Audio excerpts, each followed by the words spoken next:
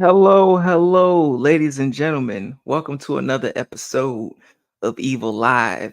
I hope everybody enjoyed their holiday season. I hope everybody got what they wanted, or gifted what they wanted to gift. Just be thankful out here. Just be thankful, But yes, we got another very, very, very special guest in the building tonight. Very, very awesome guy, one of my brothers in this movie thing in general, because this guy, he is he's the best at what he does. He's definitely the best at what he does. KB, you're interviewing pretty much like the people that, well, I'm gonna give a little story. I have always been a huge fan of film, always been a huge fan of movies, and I was always like the weirdo kid, who was just collecting things and collecting the DVDs and stuff like that, and collecting the Blu-rays. And then I felt alone because I didn't have my community around me. And then I get online and I find the horror community, but then I find the blue tuber community, the folks who just got the magnormous amounts, in the basement, the collections. And KB is amongst one of those, and he also, interviews a lot of those people, So KB loves movies. Welcome to the show. Welcome to the show. Oh man, thank you, thank you. It's kind of weird me being here because I'll check in and I'm just lurking. I'm just laying in the cut, just checking it out, and I'm like, this dude got something. This dude got something. So that's why I said when October rolls around last year, I Yes. did this thing just interviewing people I know that love the genre. I said I'm going to try to get Tyrone on the show, and Yes. as you know, and many people have seen, the couple of new people mixed with the couple of people I wanted to have back turned into 31 conversations in 31 days. And I'm so glad that you got to be a part of that and now get to return the favor and be on your show, man. So thank you for having me. Listen, it's definitely a pleasure, it's definitely an honor. And thank you so much for inviting me on your show, Yeah, man. and chopping it up, and just getting to mingle with your audience a bit, and see some familiar faces, Cray, Dre, and Tommy, and of course the doubles, Yeah, shout out yeah, to the yeah. doubles. It's always fun, it's always fun mingling with other people who share the same or similar passions that you do, Hmm. so it's always a good time, always a good time. Yeah, We man. got some folks in the chat. We got Jaleesa. Hey, hello, What's up, thank you for lady? stopping by. We got Dell on movies. What's up, Brother Dell? Dell. Thank you for stopping by. Always showing some love, always showing some love. We got Holland Oates. I love That name, right? Every time when I say it, I'm like, what a great name.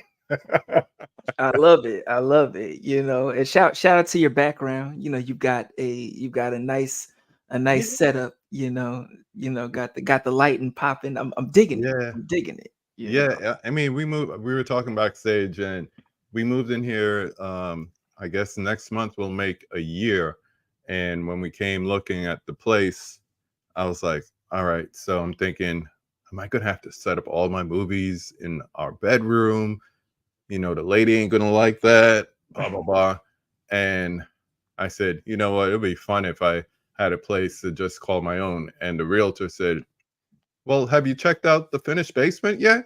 I was like, man, I ran down here like there was a prize down here waiting for me. Came down, carpet was fresh, paint on the wall was Ooh. fresh. I started looking around like, let's imagine it. All right, big screen over there, furniture here and here. Ooh, I could probably work from here too. Bah, bah, bah, bah, bah, bah. All these ideas came in my head. And it took a year, but everything's falling in place. So I'm thankful for that. So yeah, the lights look good. I got Sir Alfred over there, kind of, you know, there he is. Sir Alfred. Oh yeah, I see. I see him. I see him. Yeah. Got that look in his eye as always. Hmm. Yeah, man. You gotta have the master up there. And I got my 4Ks behind me, my boutiques over there, Blu-rays on that side. So it's good. I don't have to go far to like say, oh man, let me watch blah blah blah. And I could just go and pick blah blah blah off the shelf. I love it. Yes, yes. And especially, nowadays with the age of streaming, and not to Yeah. down streaming, but sometimes the internet ain't internet. Mm-mm, mm-mm. Sometimes I'm just like, what's going on? I What I don't what's know about you, bro. I get frustrated. I get so frustrated because I'll keep a buck. I mean, I'll be in my room. I don't have all these stuff upstairs, and I'm like, I don't want to go and isolate myself. Yes. But I want to watch Fright Night 2 or something. So, and I go looking for Fright Night 2, and between me and the kids and illegal activities, I pretty much have every streaming service available to man. And when I can't find a movie I want on any single one of them, this starts to make more sense to me. Yes. So I Yes. know this is not everybody's cup of tea, and they're like, I don't have the room, all that storage. You're spending money on things you only watch once or twice. Maybe that's you, but Yeah. I can't tell you how many times I've seen Nightmare on Elm Street, or I watch, I can see it from here in the reflection, Deadpool, or whatever the case may be. Yes. I'm the type of movie lover where I love a movie. I'm not going to watch it once or twice and then try to memorize it. I'm gonna watch it over and over, and I have my favorites. Yes. So Oh yes. when I want to watch something, I want to see it. Exactly, exactly. When I want to see it, I want to see it and I want to see it clear, because especially You you know? start to notice, especially as you start to spend your own money on things, you're like, "Oh, the sound is a little Mhm. bit crisper when I invest, let me invest in a sound bar to take Yeah, advantage of these yeah. of these noises, going on, of these explosions Hmm. going on, like everything don't need to sound like it's racketing around in a can, in a tin can. It's So funny, one of the conversations we continue to have in October is that there's certain movies you don't want looking crispy though. Like yeah, I'm coming around, and you might lose some watchers on this, but I'm coming around to the genius of Texas Chainsaw Massacre. Still not my A1, but yes. I got the 4K of that. I have some other versions. That movie's not supposed to look pristine. No, That it's movie not. is gritty and grimy. Yes. You're supposed to be able to smell how nasty that movie is when you watch it, and you can't do that in 4K. It just looks too clean. So I did it with Blair Witch Project. That's Okay. another one that should look like a Super 8 camera. It shouldn't look like a 4K image. So I broke out the old DVD and watched it that way because you know it shouldn't look clean. Certain movies just need that gritty look to it. What do you call it? What did I watch this one? Oh, Silent Night, Deadly Night. I don't want that in 4K. I want that to Exactly. look grimy. I want it to look like it's a VHS copy. You know what I mean? The Oh way I yeah. first saw it. Oh yeah. I mean, to be honest, if somebody were to do it, like if they were like, because I know we have like the 4K, releases and the Criterion, but Hmm. if someone were like, this is the VHS release, but it was on DVD and they had Yeah. the squiggly lines and all that, like, tell me, I'm sold. You're I'm there. buying it up. Yeah, you're there. Most definitely, most definitely. We got a couple people in the building. We got Cray Dre, the Right. the man, the myth in the building. Thank you, dynamic. Yes, we are the dynamic duo. That's right. Yes, That's KB right. and Evil. Let's get it. Let's Come get it. together like Wonder Twins, bro. Yes, yes, yes. We got Mika in the building. Thank you for What's up, stopping by, sis? Mika. Happy holidays to you Yes, and happy Kira. holidays to everybody. Yes, yes, loving the energy. We got a polo surf in the building as well. Thank you for What's up? stopping by. Thank you for stopping by. Polo got a question. What are your favorite movies of all time? Like, just and maybe, because I know as a movie lover it's Yeah, gotta yeah, be yeah. vast, but we could keep it maybe like your top three that stick out to you. That's like, yo, these Funny are enough, um, none of them are horror. no, I get it. I get it. So Film is vast. yeah, yeah, yeah. I just did like I like to give myself movie challenges or play along with other people's. So I did this one called The Holidays with Uncle Marty, where I watched Mm, 25 holiday themed. I didn't say Christmas yeah. because people get on you and you get into the whole Die Hard, it's not a Christmas movie nonsense. I watched Die Hard on Christmas Eve. That's all I'm gonna say. Okay. Okay. But one of my favorites, Martin Scorsese, is Goodfellas. Okay, Goodfellas up I had there. I had to watch that on Christmas. Um, I'm a '70s kid. I grew up in the '80s, so Star Wars. I just hung the Holy Trilogy posters over on that wall. Yes. My baby girl helped me hang those. So Empire Strikes Back, that's another one. And I like to go back. I like the classics. So going back to the '50s, '60s, On the Waterfront, Marlon Brando movie. Okay, Yeah, that's one that's a one of the strong movie. greats. Yeah. So I'll put those three up there. 12 Angry Men. That's another one since you mentioned Criterion a few minutes ago. Okay. Another strong one right there. So yeah, I like those. And then I'm a sci-fi fan. I'm a horror fan. So that's a whole other thing to get into those genres. Oh yes. Oh yeah. And we're definitely going to get into them. We're definitely going to get into them. And shout out to Criterion Collections out there, because I was not even aware until I think it was Mika and Kira, they had mentioned it, and I'm like, oh, let me go cop uh damn, well, Eve's Bayou, the Yeah, Criterion, for Eve's Bayou. I'm like, all right, yeah. that's my first. I Somewhere think there. that's my first one. Yes. It's So I'm good. I'm Great step transfer. yeah, I'm stepping my game up. I'm Hmm. stepping my game up with these transfers. Yeah. We got Dell. He says, KB, glad you're coming around on Texas Chainsaw Massacre. When are you going to do that for a Christmas story? I have to tell you, that was one of my 25 holiday themes. So I'm getting there. But I will challenge Dell and say, if I got to come around to a Christmas story, he got to come around to Home Alone because, Ooh. yeah, he's known to be a Home Alone hater. Uh, I uh, know, right? I mean, I feel You like don't have to say everybody is. more than that. Yeah, I Oh, mean, at least one and two are classics. I know, I know. Uh, And he'll get on me because one of the things I did during October is he has a very awesome series called Movie Swap, and I was privileged to be the first guest on there. And when he found out that after 31 years, yeah, I'm gonna say it because I got past that. I got off that narcotic. So after 31 years, I finally watched Candyman. When he heard I had never seen Candyman, he's like, "Oh, you got to come back on the show. You got to watch it." I'm like, "All right, I'll watch it." Got the 4K, watched it, loved it. Watched it again, loved it more. yes. But he had never seen the remake of Dawn of the Dead. So that was the movie I gave him for his movie swap. So we had a good time Uh, on that one. Check out Della Movies, great channel. And yeah. like I said, Movie Swap is a great series. Yeah. Shout out to Dell. I definitely got to get him on the Yeah, man, show. brother Dell. Chop it up. Shout Chop out. it up. Speaking of Dawn of the Dead remake, I still remember my theater experience, seeing that film for the first time. And Hmm.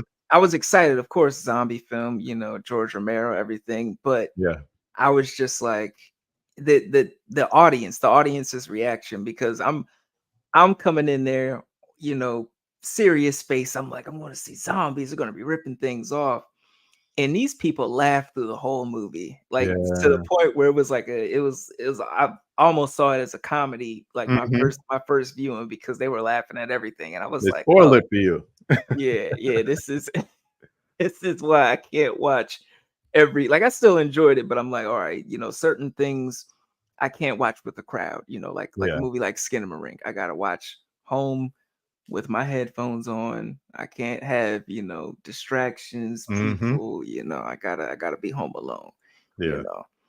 So yeah, but we're gonna get into the questions, So my first question for you would be your horror origin story, like Ooh. how did you get into the genre? Because you're a man of, who just loves film in general, but Yeah, yeah. how did you get into your love for the horror genre? I was on a Sledgehammer Horror talking about my first horror movie not too long ago, but I'll kind of reiterate some of that. So, like Dell, grew up in New York Mhm. City, and on Channel 9 at midnight on Saturday nights, they had a series where they would show like old horror movies. And ironically, it was called Fright Night. And Yes. I don't know. It was Love Boat, it was Fantasy Island, and you were supposed to go to bed after that, and everybody would go to bed in my house, and I would sneak back out. and go downstairs and turn on the TV and keep it like real, real, real low because I wanted to see, even though you scared the crap out of me, I wanted to see horror movies. Nothing compared to what we have today. So I'm talking about Universal Classic Monsters, that kind of stuff. But the first Yes. one I remember watching from beginning to end was Dracula, 1931. You know, Bela Lugosi, whole nine yards, Yes. and it wasn't any like horror like what we see today once again, but the intenseness and the uncomfortable feeling. My friend once said we watch horror movies sometimes just because we want to feel, and Mm. and that's what I was doing in that moment. You know, I was a kid. I was 7, 8 years old, maybe even younger than that, and it was like that feeling. And I was one of those kids that was scared of my own shadow. So you could just imagine. But there was something that kept me coming back. If I wasn't like dead sleepy, best believe I was sneaking down and never got caught. I've gotta ask my mom about that. Like, you never knew I used to get up and watch midnight horror movies, you know, unless I had a nightmare she didn't know about it. But Yeah. yeah, it was a lot of those, a lot of the Hammer films as the series continued. So yeah, but the earliest memory I had was that and White Zombie, I would say.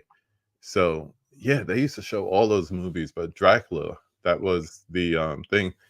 You probably could see it up there. I got the Universal Classic Monsters sets. Yes. So glad to be able to watch that in somewhat pristine 4K. You know, what can you do with an almost 100-year-old film? But yeah, it's good. It's good. Oh yeah. Oh yeah. Speaking of Dracula, because he's iconic, Hmm. definitely iconic. Have you seen BBC's the Netflix version of Dracula? No, no. Yeah, that Yeah. one. I highly recommend that. If you were a Dracula fan, I highly recommend that one. It's definitely up there. It's Yeah. definitely up there. I got to You check that know. out. Yeah, and you speak of like the Fright Night, like I that's why I wish sometimes like I was a part of that like time period Hmm. because you watch on these movies and it's like, up on the marquee, Fright Night, and you see the double features and everything. And me growing up, we didn't have none of that. Now I can, if I go to New York or whatever, or certain Yeah. places, you may see them do like certain tributes and stuff like that. But as far as like on the in on the general, like, just pushing out like double feature, the creature features and stuff like that. Hmm.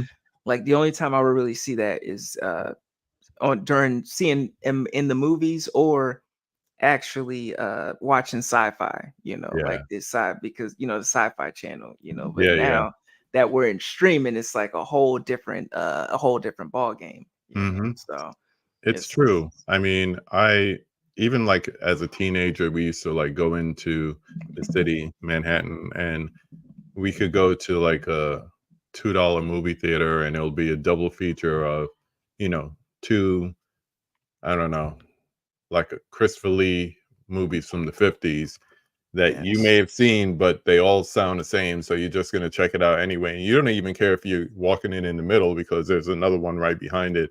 And it's Day yes, of Blood and all this stuff. And I mean, I think, and this really applies more to today than then, we have so much content and so many different ways to get content that yes, it's almost unappreciated. We didn't appreciate it when it was limited in comparison to today. So I think it's even more so today. My son says the same thing about 90s hip hop. He's like, oh man, I wish I was a teenager at the time of like Tribe Called Quest and Gangstar and all this stuff because I'd appreciate it more. I was like, you could appreciate it now. But I think the problem is you're competing with that and, you know, your Drakes and your, yeah, your Lil Waynes and your mixtapes because you have all that access. I had to take a subway to go get a mixtape. You just got to click a button. You got to click a mouse or tap on a trackpad and it's coming to you. When things are too convenient, you don't appreciate it. We used to once again go into the city and go to see a martial arts film like Five Deadly Venoms. It's my personal yes, favorite of like the early Shaw Brothers stuff. Now we got sets of Shaw Brother movies and whatnot. you can't appreciate it the same if you don't work for something. If you don't spend 6 months looking at liner notes of an album or CD or whatever it is, you can't appreciate that album when you could just pop open your phone and listen to it from beginning to end. Of all things, I found myself listening to the new Lana Del Rey album. Yeah. Not my speed, but I peeped it once or twice, and me peeping at once or twice is like huge compared to somebody who's just like, oh, I heard this song click, this Yep. album. Oh boy, let me listen to this playlist bit bop bit. People don't listen music that way anymore. So I think the less you have, the more you should appreciate. But we have content and content and content and different ways to absorb content. So it's harder. It's harder.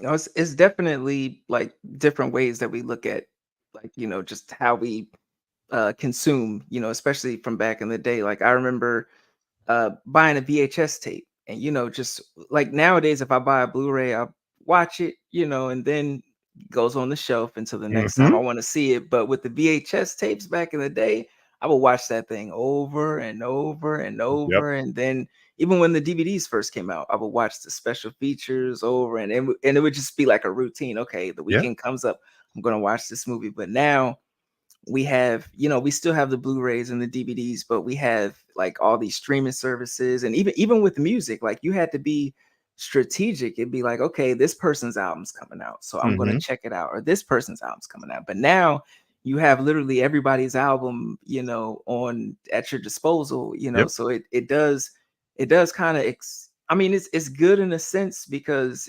sometimes there are things that I think people wouldn't have necessarily invested in if it wasn't for the streaming era, like all these independent films, like Yeah. when Evil Lurks, and something like One of my Skinamarink or favorites this whatever. year. Yeah. Yeah, it's like like if I know if it came out back in the day, it would be a little harder to watch a movie like that, or people wouldn't give it a chance. You'd have to dip into the foreign market and do extra Hmm. steps. But now that everything is so readily available, it's like, we're consuming, we're just, and Yeah.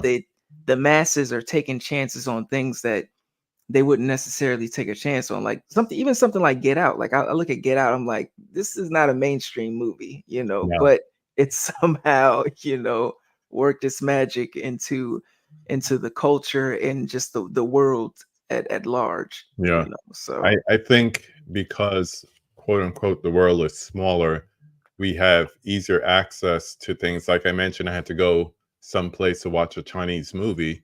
Now we can get excellent Spanish horror movie coming yes, right to us on a streaming service made just for fans of the genre like us. yes, So it's a totally different approach of what we're used to. But I think that once again opens us up to more content.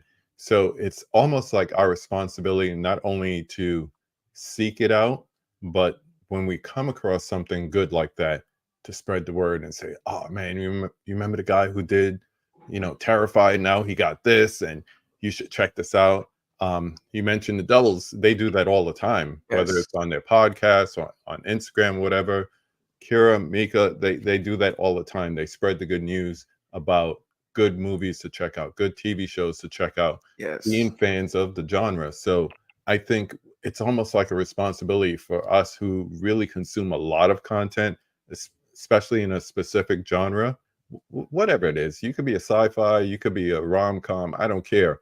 But if you're a fan of that genre, it is your responsibility to spread the good news about like the good ones, because there's a lot of bad. We yes, don't a want to whole hear lot of about that. Miss me with that noise. But like the good stuff, we want to know about it.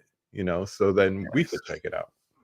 Oh yes, it's a I feel like it's a responsibility, especially when you check out something and you're like, oh, this is great, and I don't hear a lot of people talking about it. Like, and this isn't even in the horror genre, but Astronomy Club. If you have not checked out Astronomy Club, people, check it out.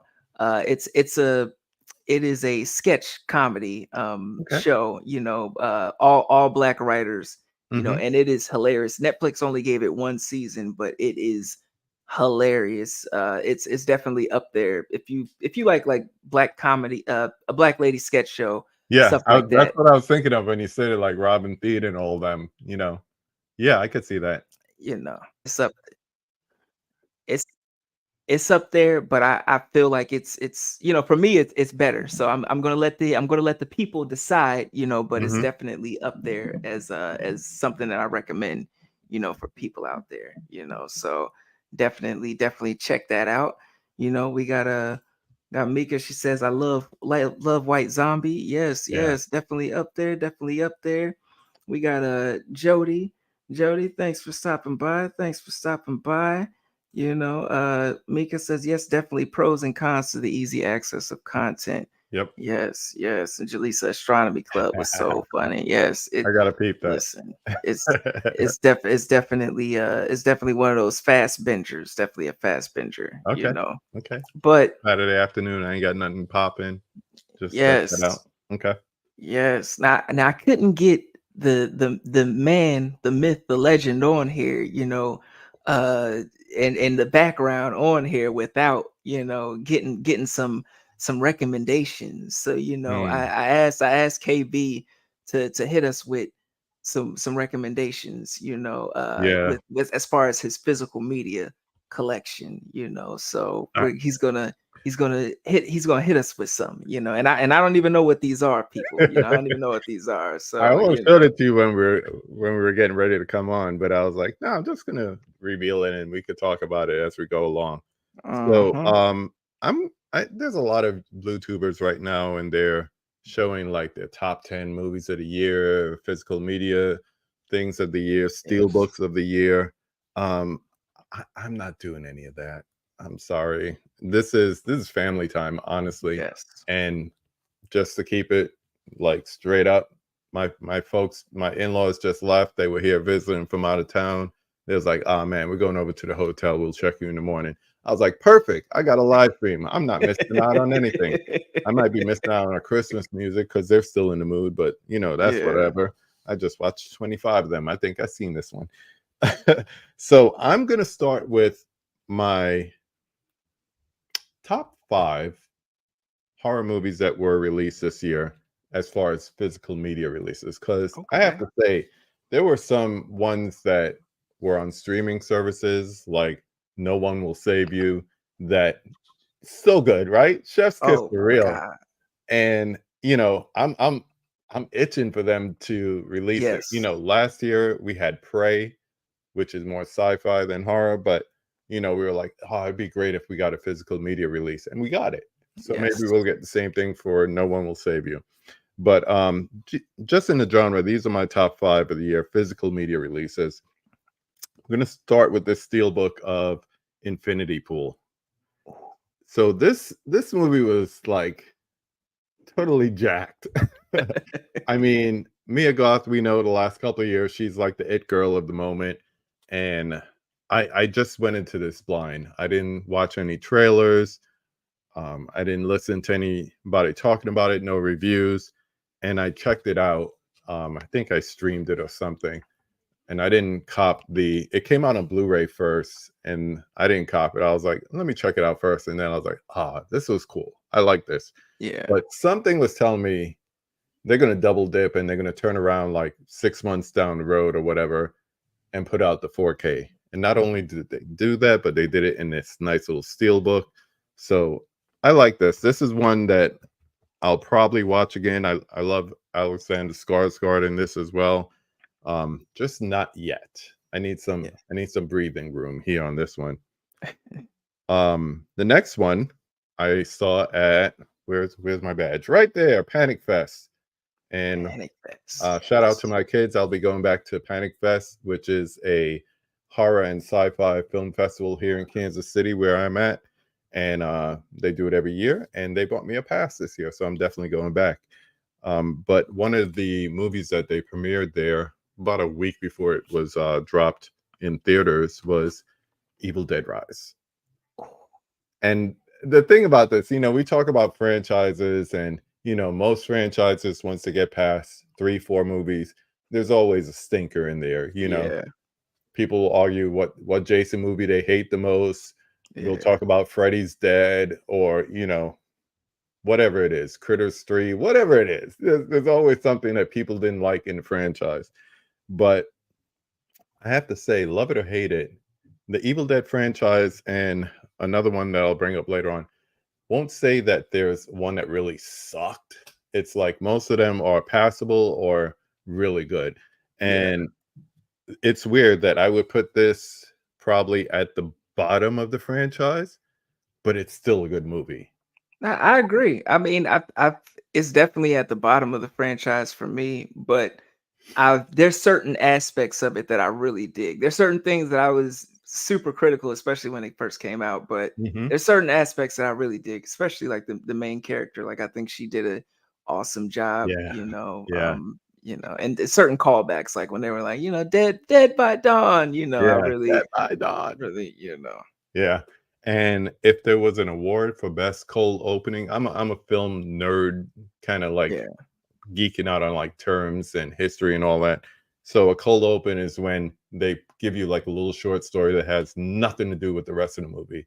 yeah, And the cold open in the beginning of Evil Dead Rise, and then the title card, the way they did it, we were hooping and hollering in the theater when we saw it because maybe we were a little inebriated. Not going to put any truth or lie to that, but at the yeah. same time, it was late. We were having a good time. It was fun. So Evil Okay. Dead Rise. Um, Next one. If you're looking at like upcoming movies, January, February, you'll notice it's kind of thin. This time of the year is not when the best movies come out. It's post award season. So theaters put out what they intend to either be their weakest movies of the year or the ones that they don't have the most, you know, they don't have the most encouragement about. They're Yeah, not feeling it as much. And out of that in 2023, we got a surprise with Megan. I was pleasantly surprised at how much fun I had with this PG-13 horror movie. And yeah, I was sitting there opening night saying, "Yeah, I could see this like being the new Chucky. I could easily see this being the new Chucky because it's catchy, people are doing the dance." Um, and I was like, "Oh man, I would love to see like the director's cut of this." And as you can yes, see across the banner at the top, this is the unrated version. So if you saw it in the theater and you wanted to see a little bit more Megan, just more violence, more blood, that all kind of stuff, more language. But yeah, I had fun with this movie, and this steelbook is cool because it makes it look like, if it's like the actual packaging for the Megan hmm, doll, and when you open it up inside, it looks like, assembly not required kind of thing. So um number two, this is the other franchise you could go, and there's people who hate three, there's people who hate four, but I enjoy them all more or less. I thought three was kind of outlandish, but then by the time you got to this one, outlandish was kind of like the MO. If you don't know what I'm talking about already, I'm yeah. I know talking what you about talk about. Scream 6. The reason I have it up this high is because despite all of the flaws and the ending, the core four, somebody got to die. That's how I see it. Somebody got to die. But the thing I love about this movie is consistency. You can look Yeah, back at one and two and see some of the same elements being used in five and six. Not so much as a callback or a requel or a remake, but just having those elements that were successful in a new generation of characters and everything. And it's really sad that, seven is going through its woes just because I don't blame the actors. I don't blame the director. This is strictly a studio thing, and it's yeah, a shame that they're letting politics get between them and their money.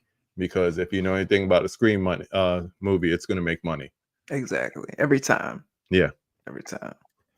and it's kind of funny that we were talking about this. Somebody got a really awesome Christmas gift this year, but the movie that surprised me, not as far as originality, but there is also spoken about during my marathon of conversations in October is that in the 50s, we had movies, science fiction movies that were kind of like underlying social commentaries on the Cold War and politics and, fears and fear mongering being used, propaganda and so Yes, forth.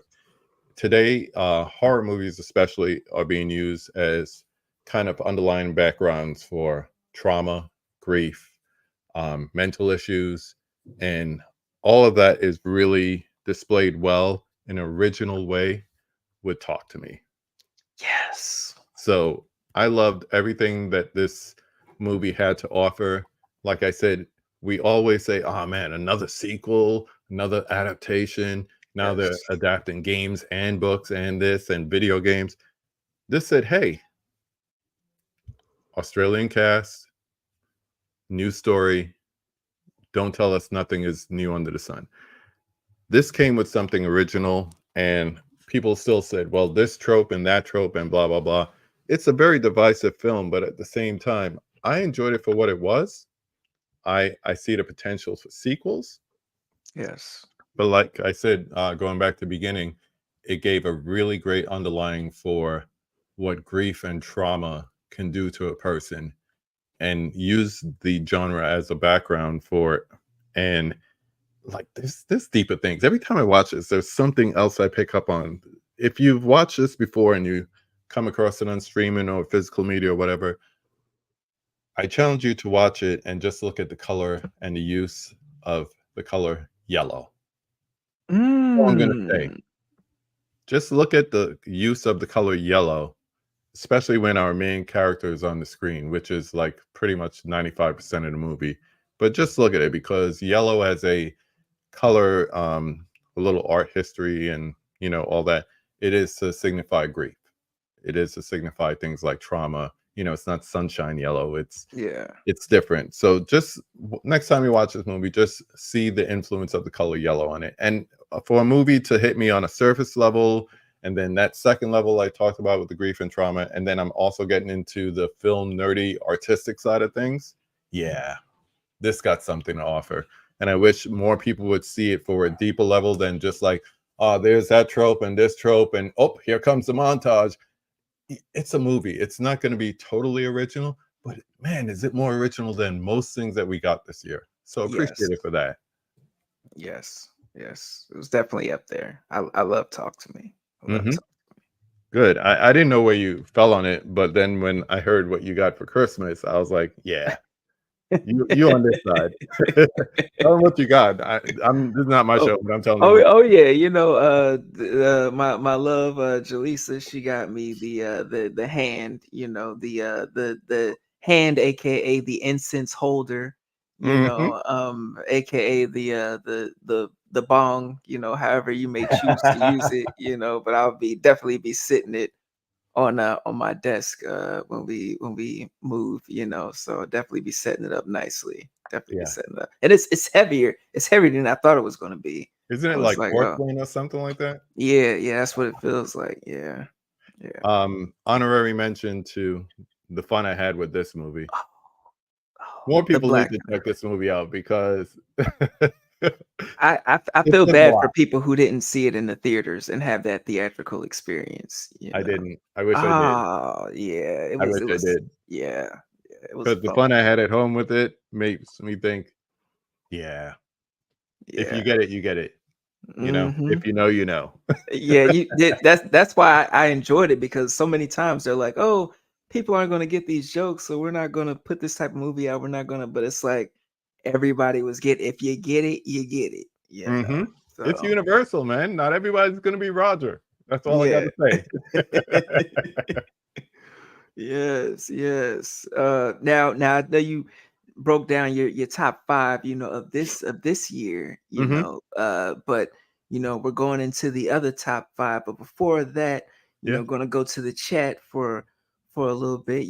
Bonjour, what's up, Dice? Thank you for stopping by. Thank you for stopping by. Gotta get you back on for one of these discussions, most definitely. Dell, are we going to get a Scream 7? Who knows? I doubt it, I man. mean, I the doubt it. community is just like, I mean, I think most definitely, like, the general population will definitely go out to see a Scream movie, but like, what will the reception be? What Yeah. will the spirit be? Because it's kind of shot, for now. Yeah, I You think know. if more people understand that this is a studio decision and everything that snowballs after that is as a cause and effect of Yes. that studio's decision, the less people will want to see it. So maybe seven, when it comes out, may not make the kind of dollars that the other ones did. Yeah. But I don't know. Sell the franchise. Yeah. Yeah. License it out. Let somebody else do it because apparently you don't like making money. Exactly. Exactly. But that's they'll learn. Everybody's got to learn. Yeah, Everybody's yeah, got to yeah. learn. Warner Brothers did. Yeah. Well, Warner Brothers will continue to learn over and over and over from through the decades, because they Hmm. they just can't seem to get it together over Nope. there. Can't stay out of their own way. But we got Mika. She says, "Talk to me." Still my favorite of 2023. Tell Yes, them, sis. yes. Tell them. Talk to me, love. Dell. Love. Talk to me. Yellow here is a way different than Wes Mm, Anderson yellow. facts. Yes, Facts. yes, Talk yes. that film talk. We got just germs in the building. What's up, germs? Thank you for stopping by. What's going on, You man? know, yes, yes, the Yeah, hoodie. I was gonna ask you, how could I cop that? I gotta So support my this people. this this was the fam, the collaborative effort between the intermediates and Hmm. Jaleesa. Everybody was like, yeah, we got to get him a hoodie. Some I people like talking that. about the merch, but it's I'm always like, should I, because I do this for fun, I like know, but if I the people enjoy it, want it, if the people yeah. want it, Yeah, that's I'm, what I'm I'm gonna saying. If have you to. got a demand, you better bring a supply. You know? Yeah, I'm gonna have to get it together. I'm gonna have to get it Yeah, together, do that for real. So, Public it something. yes, yes. We got a Yeah, Dell. The blackening was so much fun in the theater. I wish I Yes, had it seen it that was. way. Yes, it was. Definitely up there. Definitely up there. Mika says, "I say no to Scream 7 and let it go at this point." I'm with it That's what a lot of people are saying. That's what because, a lot like of I people are said, saying. even with six, it was a fun movie. It was following the formula, but without spoiling the end. Once you got to the end, you're like, "Oh no, come on, for real." So it's just different. Just Yeah, yeah, I think they can move on. They did a little love letter to Wes Craven. It's time. It's not the same without him. Real talk. yeah. So No, it's not. It's definitely not. just let it go. Wes Come up with something else. Most definitely, most definitely. We got Dice, the swag, sir, the swag. Appreciate Hmm. that, Dice. Appreciate that. The blackening, such a good time. Yes, Mika, yes. And yes, I need that. Listen. I'll figure something out. So You now got now to. that now that this is giving me the confidence to maybe be like, Yeah, all man. right, maybe, The people need it. see see what it's hitting for, but let's dip into the other five of your Yeah. your horror physical media recommendations. Okay. I have two more steel books. So this first one here at number 5 is more for the steel book design, but I will talk about the transfer as well. And I was not going to buy this when it first got announced. We get announcements of physical media coming up to sometimes 3 months in advance because the first movie is pretty much iconic. It's a classic. And then when they put out the 4K of it, it was an instant reference disc. So when they said sequel, I'm like, they're not going to be able to do anything close to that in Yeah, design or the transfer. But when I saw this steelbook, I'm like,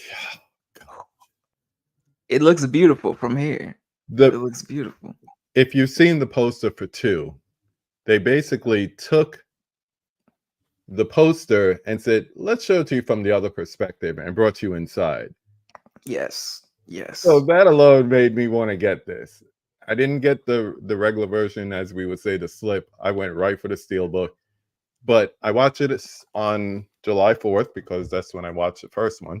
yes. And the thing that got me was you go from that reference disc and you expect a sharp decline in 2, and it wasn't there. Not to say it was like, A1, Yeah, put this to show off the nice setup you got, but it wasn't bad. It was, I give it like a B plus on the transfer. So pleasantly surprised for something celebrating its 45th anniversary. They did the same thing with Jaws when it came out. So we got the 50th coming up soon. Wow. Yeah. So I was pleasantly surprised to see how well the transfer looked as well as What a great steelbook. Yeah. Talking about transfers, this is one from a company called Scream Factory. For those of you who love the horror genre and also love physical media, you know about Scream Factory. Yes. I think last year when they put out the Halloween movies, that was like the big thing. And when I was ordering it, I saw this Blu-ray and I was like, the moment I order this Blu-ray, they're going to put out the 4K. So I waited, and I waited almost a year for them to finally put out Creepshow. Oh, great I love class. Stephen King. I love Stephen King books. I was that nerdy kid, taking the subway, reading this big ass book on the subway because, I had to get to the end of Cujo or whatever it was. And when they started to release his movies and I was old enough to see it or rent it from the video store without my parents knowing, it just made me more of a fan. And I still, I love anthologies. Yes. So TV shows, episodes. I'm one of those people that think American Horror Story, when they had the little mini episodes, was the best one. Um, I don't know why. Coven was good too, but um, yeah, I love this movie. I grew up with this movie, and to have this 4K of it, it looks great, and it's great stories all together. So I was happy to get that, and happy to have it in the collection. Yes. Yes. Before you get to the next one, Yeah, what's yeah. do you have a favorite story on that Ooh, I from go back and Creep Show? forth. I go back and forth. The first one is fun. You know, Yeah. Father's Day. Is that what they call it? Is it Yeah, Father's Day? Father's Day, Yeah, with the cake. yeah. Where's my Give cake? the man his cake. It's like that Chris Rock joke. Daddy gets a big piece of chicken. Give the man his cake. Oh yeah. um, yeah. What about you? My favorite. I mean, I really love the cake one, but I think the one that I mostly repeat the most is the one with Liam, not Liam Neeson, um uh shit Liam the the one where he's like if you can swim, Richard, if you can swim, if you can hold your breath, because Hmm. he digs holes for this couple in the sand, and he drowns them, and then if spoilers, if you haven't seen Creep Show, shame on you. I was looking to see how you was gonna dance around it. That's what I'm Yes. like. Shame on you, but they end up coming out of the beach grave, and they're Hmm. like, if you can hold your breath, Richard, and he's like, I can hold my breath for a long time. Like it's just fun. Creep Show is It's fun. fun. Even two is fun as well. I enjoy that as well. Oh yes. Um, Continuing on, for me, number three, I could see why people have a problem with Midsommar, because if you ever seen The Wicker Man, Ooh, you yes. know that it's pretty much this movie. I Yeah. mean, the long and short of it is just like she's a little whinier, she's a little more lost, but maybe she doesn't have like the balls of the inspector in this one. But pretty much the way the people are on the island is pretty much the way it is in Midsommar. But for one, this is beautiful. The artwork on this is Yes. beautiful. Um, it's has like this little slip within the slip, so it's just I love looking at the artwork on it, and the transfer is pretty decent. And the thing is, it was mad cheap for a Mm, steelbook. I think it was only like $22, $23, and there are more expensive versions with different cuts and all that. But the one on here for the 50th anniversary is the one I like. It's good enough for me, and yeah, it's a great movie. If I was telling my son, I was like, "Oh yeah, I think I'll mention Wicker Man." He's like, "The OG or the Nicolas Cage one?" I was like, "We do not talk about the Nicolas Cage one." He's like, "Yeah, we do because it's funny." I was like, "Man, if you don't stop." But he's that type of dude, man. He will see the funny in the serious. So I ride with him. yes. Yes. Talking about riding, I showed off the poster. I'm a big Hitchcock fan. Pretty much everything across the top there are almost all Hitchcock. There are some arrows up there too, but for the most part, I have almost every Hitchcock movie up there, more or less. And my favorite is Psycho. And I go back and forth, but just because of the tie to the genre, that's definitely one of them. And Arrow put out this doozy of a box set, Yes. and it has all four Psycho movies. Oh, that's beautiful.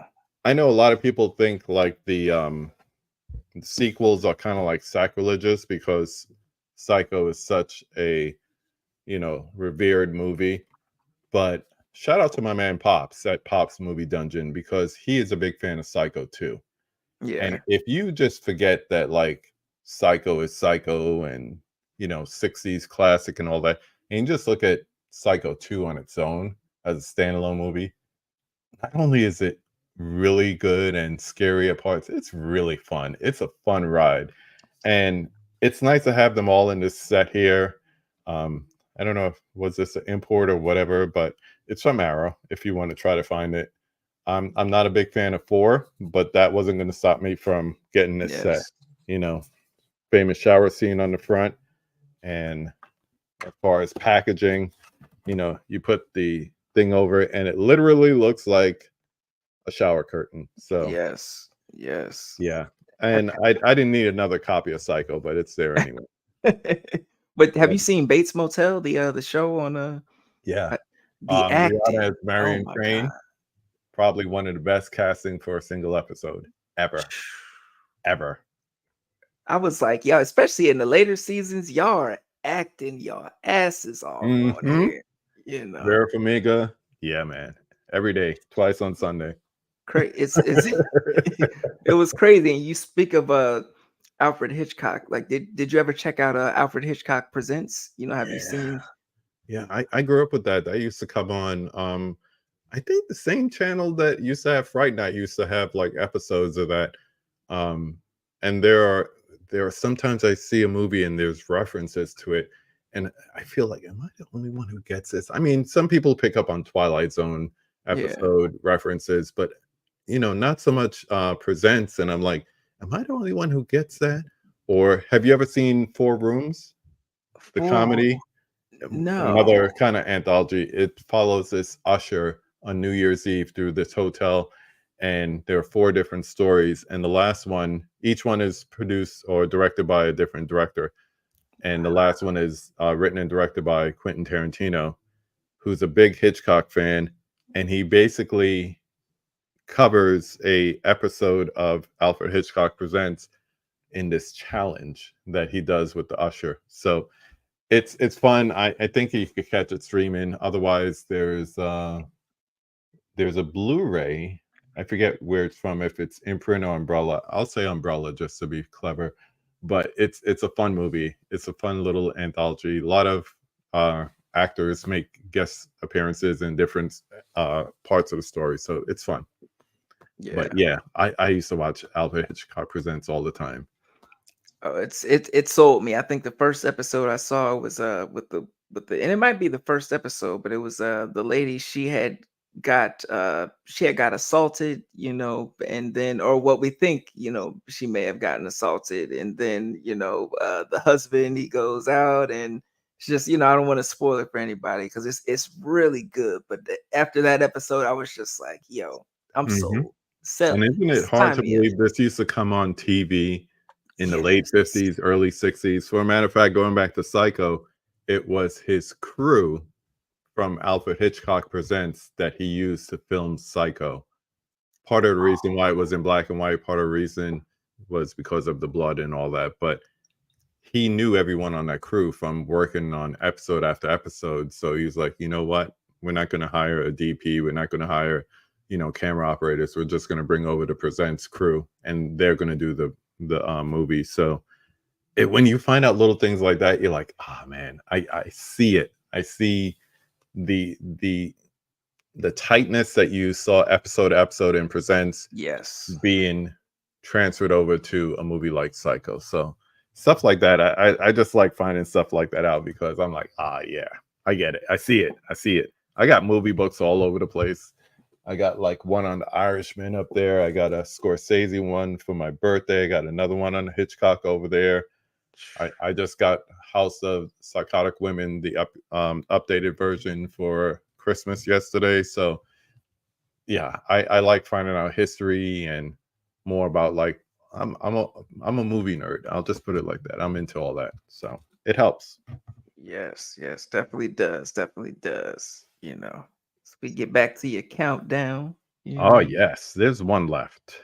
And this is a movie that was only out on Blu-ray for a while, and then they came out with a Blu-ray steelbook. And I tried to find this, but people were price gouging for it. So I was like, man, I should just break down and get the Blu-ray because this is never coming to 4K. Not only did it come to 4K, but my favorite boutique label, Second Sight, put it out, and they put out an awesome set for It Follows.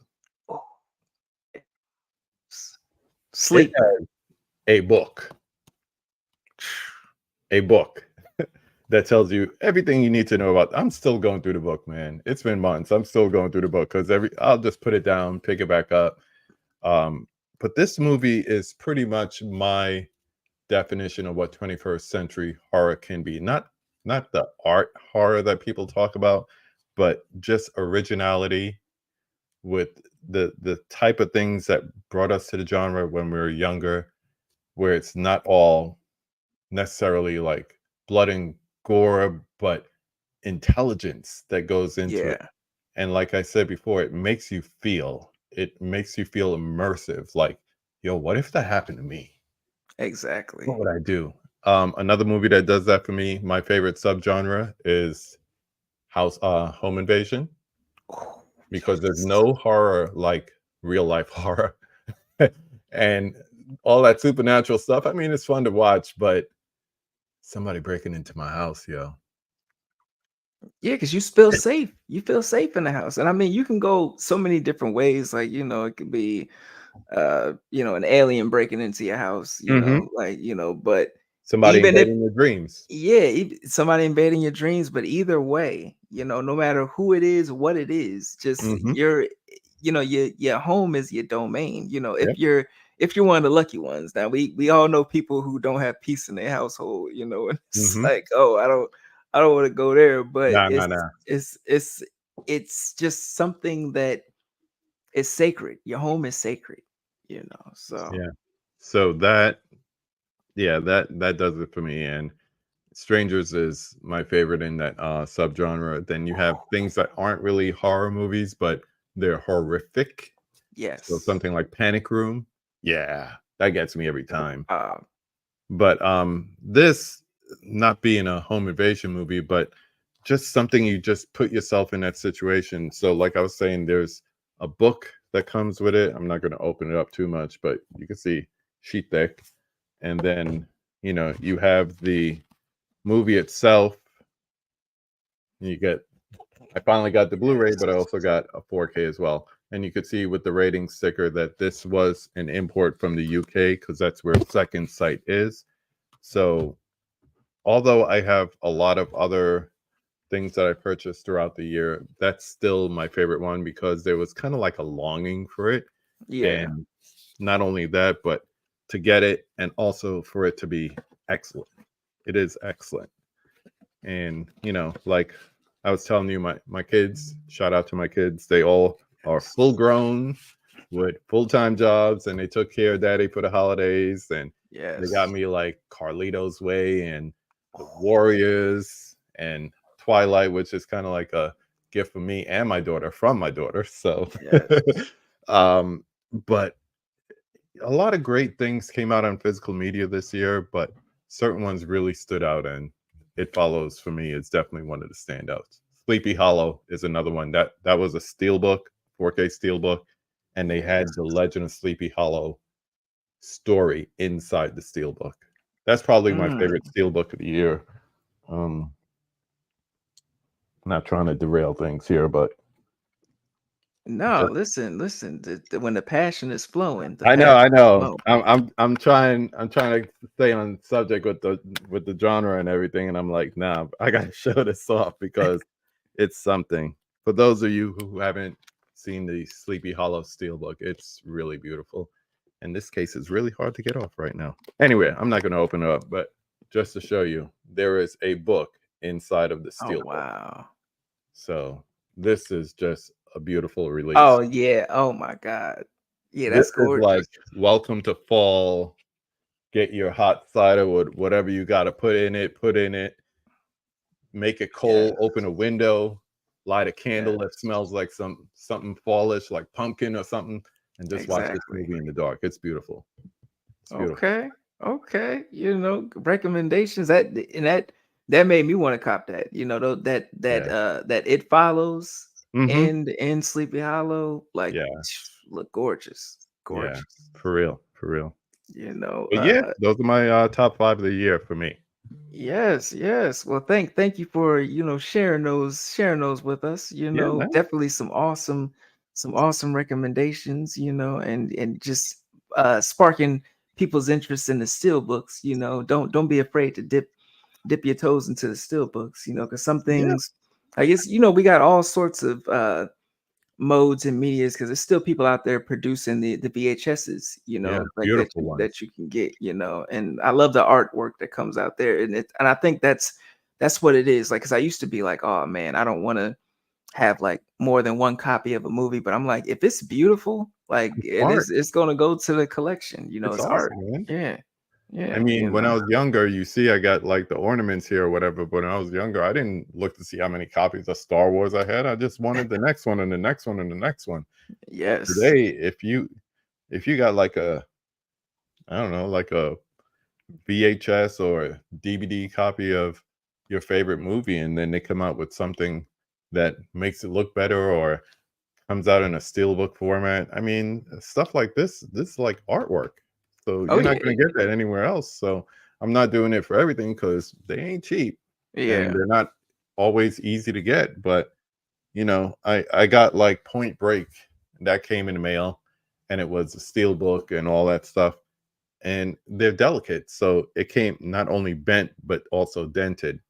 And Mm, sometimes they're hard to get, so I had to like try to get a replacement. It was sold out, and they did a reprint, and I was able to get that. So not always easy to get, but if you appreciate something from an artistic standpoint, then you invest in it, whether it's a sculpture, oil painting, or a yes. steelbook.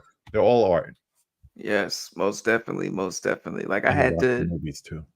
it's The it's real art is inside. yes, yes, the movie as well, Hmm. and especially like when they first come out, like if you love a movie and they release, a special edition and you're digging the artwork or you're digging the features, go treat yourself, invest, Yeah. because at a certain point they're gonna make it out of print, and then you're gonna be paying $80 for Blackula and Scream Blackula Scream, Hmm. like me, like me. Or So I don't have a copy of Sleepaway Camp. None of them, because mm, Scream Factory put it out Blu-ray, early release, went out of print. They never reprinted it.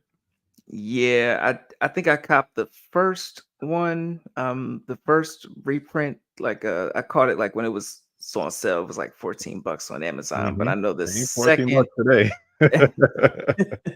I had to That's find for the sure. second and the third one, from one from the underground, from the Mhm.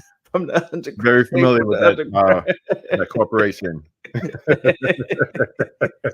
Yeah, sometimes you gotta walk down the stairs. Sometimes you gotta walk down the stairs to find what you're looking for, because Mhm. especially in the era of streaming, Yeah, so yeah, but it is what it is, we got Dell. He says my favorite quote is from Creep Show 2. Thanks for the ride, lady. yeah. Yes, yes. Definitely up there, definitely up there. We got a Mika Wickerman is one of my favorite steelbook purchases of the year. Agree, KB, beautiful Yeah, design. just pretty. Yes, yes, I mean, yes. I'll take it out. Got Even a without the case, it's like, oh, it's top tier. It's top tier. They really put effort. They really put effort into it, you know. yeah, Uh Mika says Kira grabbed me that Psycho set as a present. Yes, yes. that's a good Nice. sis right there. Nice. Nice, nice. And Vera is a masterclass of acting. Yes, yes. Yeah. Up there, up there. You know, the horror genre definitely appreciates her contributions. You know, Yep. definitely appreciates her contributions. You know, Dell says so jealous of that it follows in the Psycho set too. Yeah. Yes, If I yes, didn't, like you said, if you like something, do the pre-order. It's yes, you're not doing it every day, so even if it's a dent on your pocket, you're not continuously doing it. And those are two movies that, well, not so much a Psycho movie, but It Follows. Like I said, I was looking for it, so when I had the opportunity to cop it, I was like, yeah, I'm going to pre-order that. And the Psycho, I use a couple of different sites that will have like imports from other yeah, countries, whether it's UK, Australia, what have you. And I think it was Grindhouse or Orbit DVD. One of them had the Psycho set, and I was on the fence because once again, double, triple dipping. And I was yes, like, you know what? Support. And that's why I yes. did it. Yes, most definitely. Sometimes you just got to be like, yo, is this an investment? Am I going to enjoy this? Does this bring joy to That's me? You that's know, right. it's, Sometimes you got to Marie Kondo that thing and say, "Is yes, this gonna yes. bring me joy?" Does this spark joy right now? You know, especially when I look out in the world, you know, all the craziness Hmm. that's going on. Does this if this steelbook, if this Blu-ray is going to bring me joy, then damn it, Yep. you know, leave me leave me the hell alone. Yep. Yep. Great reference. Great You reference. know, you know. We got Mika. She says loves it follows edition care grab that for me as well. It's beautiful. One of my favorite modern day horrors. Yeah. Yes, yes. Loving the film love, you know, for Hmm. the holidays, you Yeah, know. man. Still waiting on that 4K for Panic Girl, you and Room. me both. You Yeah. and me both. We thought we were gonna get it, but I think it's a thing with Fincher. He's not big on the format, which Mm-hmm. I'm like, so I mean, we're not telling you to buy it. It's us, the fans, that want it. It's not like you're putting out like another format of it for the people that don't have it today, or still got, like me, I still got it on DVD on my little shelf over there. Mm-hmm. It's the 21st century. Upgrade that. Yeah, just because it's you never know who might add it to the collection, you know. So Yeah. just Especially since people are starting to see the downfall of streaming and digital content. yes. Um, Sites are starting to just shut down like the digital codes and all that stuff. And people are getting back into physical media. So I think it's a good opportunity to not only support physical media, but you got your favorites. Just go out and get them. Your top 10 horror movies, just have them on your shelf. A Blu-ray player costs Yeah. $50, 4K 100. You could do it. Oh yeah. Especially in an era where because it was before it was like, all right, we got all these streaming services and stuff is up there. But now they not only will cancel your favorite show, but they'll take it off the streaming service after they won't even keep it up there. they'll Hmm. they'll take it off. And it's like, And yo, give hold you up. ads. I heard today Amazon Prime Video is going to be ad supported now. Yeah, and I think it's I don't know, I get the need for ads and it's for a certain aspect for like revenue and stuff like that. But on the other hand, I'm like, give me like when I pause it, show me an ad. When I pause, show me, add Mhm. me up then, but don't Yeah, don't load me up with it because what you're gonna do is you're you guys are bringing back cable, and also people like me, I'm just cutting all that stuff off. Like I told Jaleesa the other day, I'm like, yo, I'm about to cut Netflix off, because yeah, all these streaming services we got is just ridiculous. And I yeah. forget who it was, but somebody I was interviewing told me that what they do is they'll have stuff to watch on one app, they'll watch it, then they'll unsubscribe, then they'll go to the next app, and then they'll just do it in a rotation. And I'm like, all Mhm. right, I might have to do that. I think the only thing that I pay for like up front is probably like a Shutter, and even Yeah, that's going up. Like they were talking about like $75. I'm like, what? What? yeah. Because they You know know? they got you. But the whole thing Mhm. for me is, and this is going back to like the days of like when Sirius first started with satellite radio, I could listen to FM and I get ads. Yeah, it's free. It's free for me to turn on my radio and I get ads. But if I'm paying and I'm paying a certain amount every month, that amount is going up, it seems like 2, 3 times a year. I'm exactly. I'm paying where I should not be getting ads. If I'm paying and I'm getting ads, yeah, that math ain't mathing for sure. Exactly, especially if you're used to paying and you're just like, "All right, I've been paying since the beginning," but something like, something like, Tubi, I've never heard anybody complain about Tubi. They're just like, Mm-mm. "Oh, they got this on Tubi, they got that." Yep. I watch a Tubi ad, You know 'cause how many Tubi movies I watch just preparing for conversations because I'm like, what if I don't like it? I'm not gonna buy something like I was saying earlier, buy it and let it sit on the shelf because I watched it once and it was like, man, but or resell it and go through that whole hassle. But if I check it out on Tubi or I check it out, Peacock is all right because they actually put the ads up front. Yes, And if I'm sitting down and watch a 2.5 hour movie, I might be moving around, getting me a drink, getting some, microwave popcorn, whatever the case may be. So go ahead, run 5 minutes of ads. By the time I come back, I don't want to see another ad. Just show me the whole exactly. movie. So it all depends. It all depends. Exactly, and that's smart marketing right there. It's Yeah, definitely smart marketing. for real. Peacock, they got some good stuff over there. They got some good stuff over there. They got my wrestling right now, so I'm loving Peacock. I'm loving Peacock. You know, uh, Now I know you had mentioned your favorite subgenre earlier. So I have another question for you. Do you have a favorite decade of horror? Does a certain decade stand out for you in horror? Come on. Is there any decade in the horror genre better than the 80s? Is there? Yeah.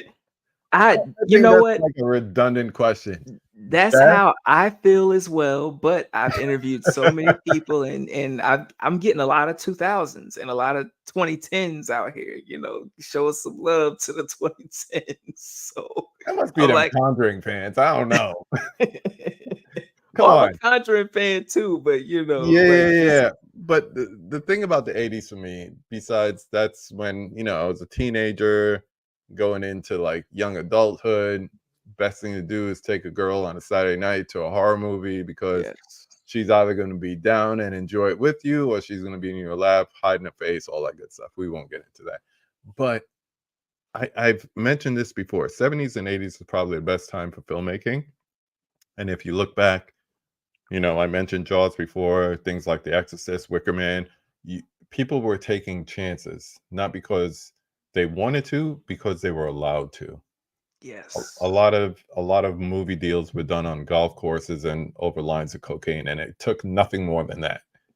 And because of that willingness and that experimentation, we got some classics in the 70s and 80s. All of you, well, I won't say all, shout out to Art the Clown, but most of your horror icons came from the 80s.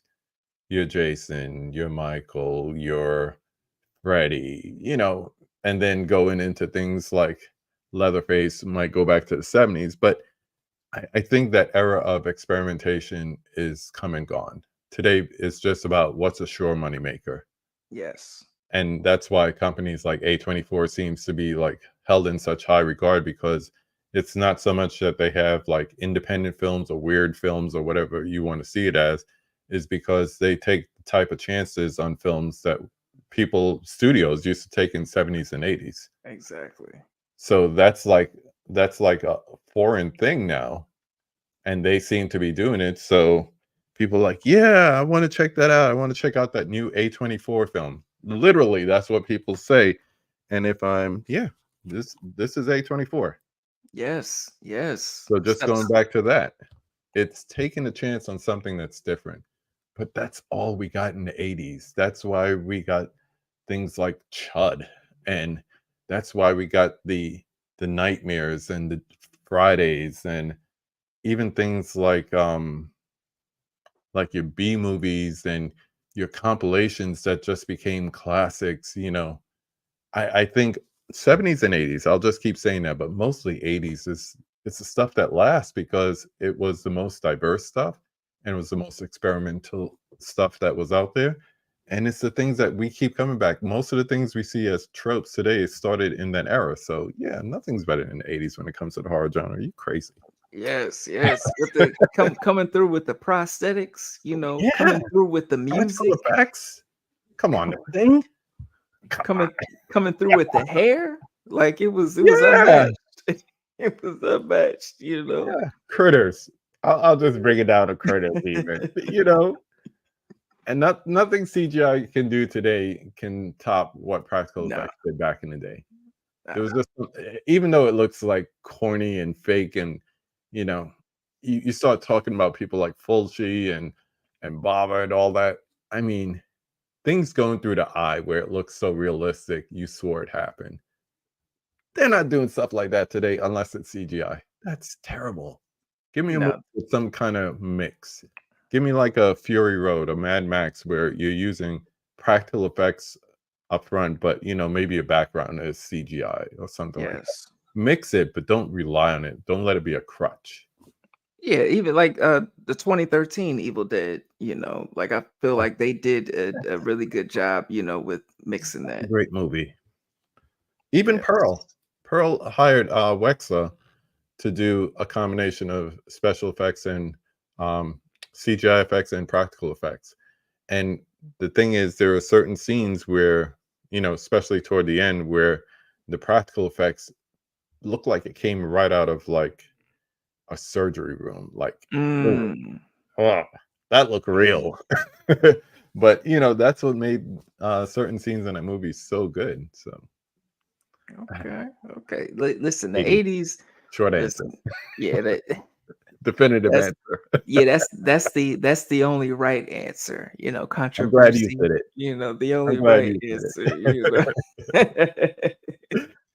Now, if you could name a horror film that you wish you could have been on the set for, if any, which film would that be? Night of the Demons. Yes, yes, yes, Not only because we have one of our own surviving, but I think it just looked like it was a good time. Small set, but could have hung out with Roger. It would have been a good time. So yeah, yes. I'll go with Night of the Demons. I The watched that not too long ago, and I just had fun rewatching it. And I actually thought about getting all three, but I'm not a fan of all three the same as the Yeah. first one. I won't get into specifics, but yeah, Night of the Demons. We'll go with that. Oh yeah, it was definitely it gives you everything that you could want in a 80s movie, but specifically in a horror movie. Like I feel Yeah. like, if someone were to ask me like, all right, name some perfect horror movies, that can't do any wrong, like Night of the Demons would definitely be on my list for that, Mhm.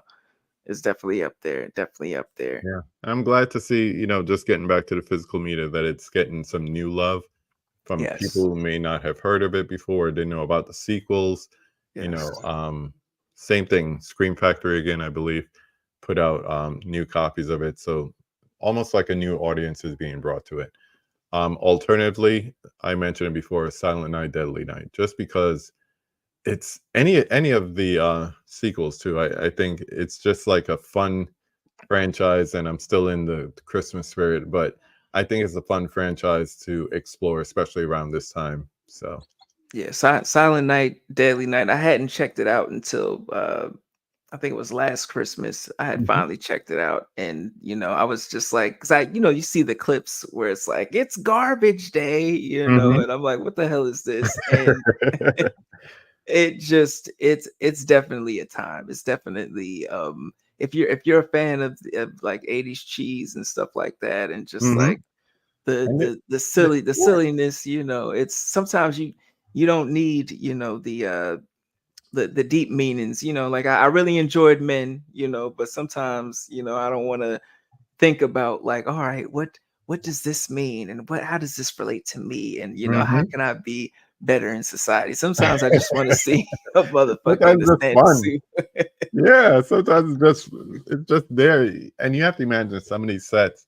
It might have been like just pure debauchery on these sets because it was kind of like nobody's running the asylum, and they're Yes. just doing whatever they want. So just along that aspect of things, I think it would have been fun to experience an 80s horror film set like that. Like, all right, here comes the red Caro corn syrup, pour it on, things like that. So I think it'd be fun.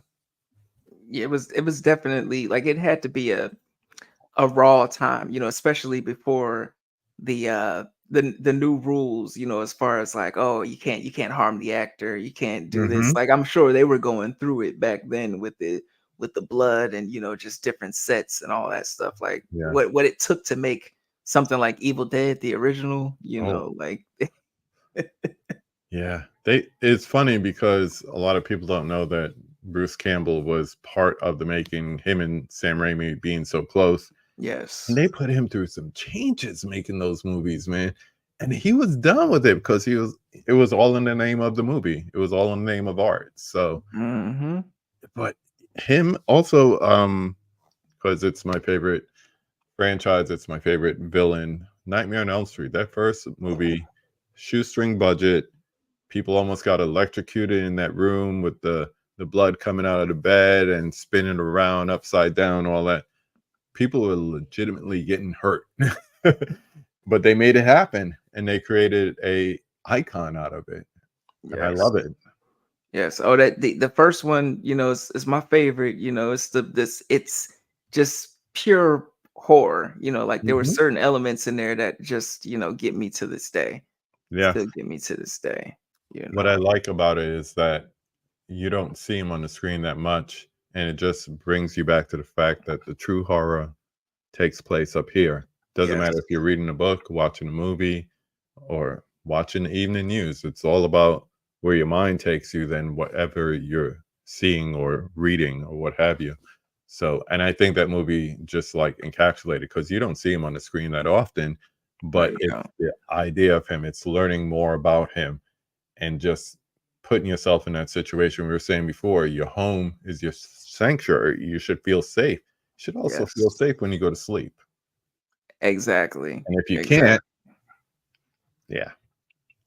Yeah, you're gonna ruin your whole life, because as I think the first episode of Twilight Zone taught us, you need sleep, you can't Hmm. you can't be, you can't be sleep deprived, out Hmm. here.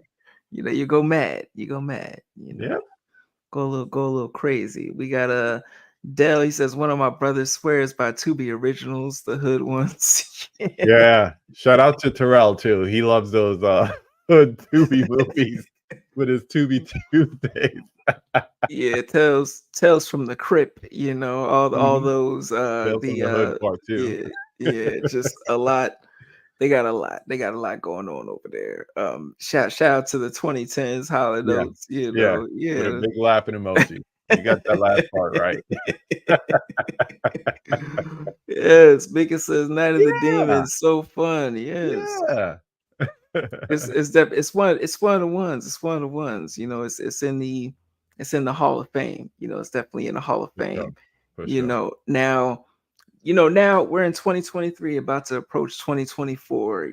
So and there's a huge like horror community and huge, film community and stuff like that. How does it feel to be amongst and in the mix, with the community? Because I don't know if you always had this. I'm sure there were always like film clubs in the, back in the day or whatever. But Yeah. like for me personally, like my love of film, especially for the horror genre, like I really couldn't express it with everybody outside of like my dad or whatever. Yeah. Everybody else, it was just like I would bring, like it would be sleepovers and they're like, oh yeah, we're gonna bring over Love and Basketball, or we're gonna bring over Friday, and Like I've again, got a copy of Evil Dead. you they're like, Tyrone is weird, man. Who invited him? So how does it feel being in the community, nowadays, and just all the love and the camaraderie, I love it. I really do. I mean, on the wider scale, you have the whole film loving, social media, blue tubing community. But what I'm finding is you, especially like, I mean, I had the conversations and everything in spooky season, and I got people, which kind of seems we're all doing this YouTube thing or Instagram or whatever the case may be, but it seemed like I'm finding fans from all walks of life. Yes. And a lot of times they don't end up being in the same circles. So you might have like a Garrett from Born to Be Rad, part of the Rad Pack. He's down with Dead Pit. Okay, that's his circle. But he don't know a Tommy. He don't know a Cray Dre. He don't know a Evil Tyrone and everybody who follows them. Personally, one of the things I'm doing, everyone that comes to my channel knows I have kind of like a one-on-one type of interview, kind of like this, called The Conversation. I do research. I come up with individual, unique questions. Then at the end, we ask the same 5 questions. We ask everyone, called the 5 takes. And what I'm trying to do in the new year, looking forward, is expanding that to have kind of like a one-to-many format as well, Yeah. and just calling it the roundtable, and have different topics. We're gonna do like a bunch of dudes and ladies who remember what it was like growing up in the 70s and 80s, and Yes. some of the things I was talking about before. We're going to have other things. We were talking earlier this week and last week about a series called Crossing Streams, where you have your people, and somebody else has their people, and the circles we move in, we're talking the same things. We're Yes. just not coming together. So I'm looking across those streams. They say you're not supposed to do it, but I don't listen. And just try to get these communities that are so segmented and get them to come together, because we're all talking the same talk. We all got the same love. It's just not knowing each other. There's people I follow on TikTok. I'm too old for TikTok, but I kind of dip in it. That know Yeah. nothing about YouTube, nothing about Instagram, and nothing about the people who love the same movies they love and the same genre they love. And we need everybody to come together, because, as you may have noticed when you were getting started, there's not a lot of us until you realize you don't see all of us. Exactly. So we Exactly. need to see all of us. We need, in the case of people of color, we need to see us being represented, and then also being able to have that kinship between each other. And then we need to expand from that and say, oh, you doing that over here? I'm doing the same thing here. Let's vibe. Let's talk about it. Let's argue. People don't know how to argue anymore. People know Yes. how to No, say they don't. that people are haters, or my opinion is fact, which is the dumbest thing I ever heard, to quote a famous TV comedy show. That's the Yeah. dumbest thing I ever heard. No wonder you're failing. Um, no wonder you're getting D's. But I really think if people just come together and start to see that more people are talking about the same things that they love, I Yes. think it'll be cool. So I'm looking forward to doing and having more like roundtable conversations and more conversations in general in the new year. I think it's a great time. Not so much this year, but I would say last year was a great year for horror. This year was pretty good, but it wasn't Terrifier too good. Yeah. So Yeah. I'm looking forward to the next one, and that I'm looking forward to more originality. Um, as stupid as it seems, a movie like Night Swim, I'll go and see on a Friday or Saturday night of release, just to be within that Yes. community of people. Think about, I don't know about you, I saw Get Out on opening night. Oh yeah. Yeah. I think we saw. Yeah, we saw it on opening night. It That's was one the of my theater favorite was film packed. experiences. Yeah, Yes. sold out theater, people yelling at the screen, hooping, hollering, clapping, laughing. It was an experience. It was a joint experience more than just watching a movie. Yes. And I, Yes. I love having those experiences. Unfortunately, me going to see Last Voyage of the Demeter got me COVID, but that's another story. Um, 6 weeks worth. But I think to start having experiences at the movie theater again, as people, we're still coming out of this. There's still people who are rather stay home and stream than go to the movie theater. But with a genre like horror movies, why I'm, looking forward to that again is because Yes. you have theaters full of people that just love horror movies, love sci-fi, love short films, love experimental films, and there's a full bar, and you're there all day, and you feel like, it's not so much that you're captured, but you're not going anywhere because they only got 20 minutes to use the bathroom, get a drink, come back, and you're doing that all day. So Yes. events like that, events like seeing your favorite movies on a big screen. Saw three John Carpenter movies that I've never seen on a big screen. I have it here. I have the thing. I could grab that. I have Christine. I could grab that. I have The Fog. I could grab that. But to see it on a huge screen with other Carpenter fans Yes. is a different experience. And that's what I'm looking for, more experiences in 2024, more community, more experiences. So I'm really hoping we get more of that. And like I mentioned, you're going to be part of that experience. So Well, very listen, good. listen. I'm honored. I'm honored. I'm excited. To get that experience because I could not agree more. Like Yeah. more theatrical experiences. I think we're in a good age. Like I know the pandemic, kept a lot of people away, which kept me away for a while too. Like I think when Spider-Man No Way Home came out, I was like, oh no, I ain't going to the theater. But then I'm like, oh, three Spider-Mans. I I gotta, know, you I gotta, gotta see it. I You gotta gotta be see it on the there. big screen. Oh, man. But just getting that theatrical experience is definitely important. And nowadays, like we get to, like, let's say if you have a film on Blu-ray or DVD, they'll throw it on the screen if you got the price. They'll throw, so you can throw your own little party and stuff Yeah, like that, and yeah.